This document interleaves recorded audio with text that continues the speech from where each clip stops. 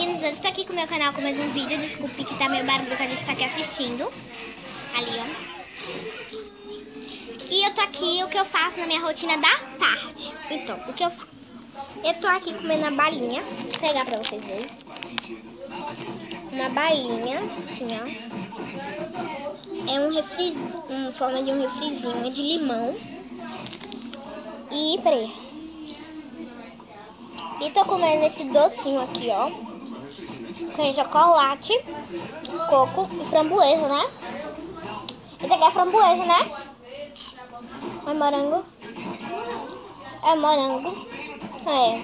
Chocolate, coco e morango. É uma delícia. E eu tô assistindo e eu vim aqui mostrar pra vocês o que eu faço na minha rotina da tarde.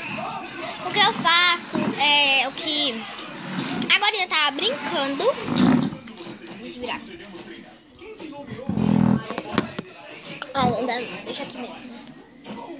Agora eu tava brincando com minha amiga Fernanda. E eu tô pensando em fazer a novelinha com ela. Não sei. Eu tô fazendo, é caso que tenha sido de 3 pessoas. Tô fazendo 3 falas. O que eu tô fazendo? Por que tá demorando? O que eu tô fazendo pra fala de um bocado de novelinha já. É assim, como que fala? De um bocado de capítulo já, entendeu? Então é isso que vocês gostaram, que o que eu faço na minha rotina da tarde. Tomara que vocês tenham gostado, que você é novo no meu canal. Aproveita pra se inscrever, deixe seu like, compartilha e até o próximo vídeo.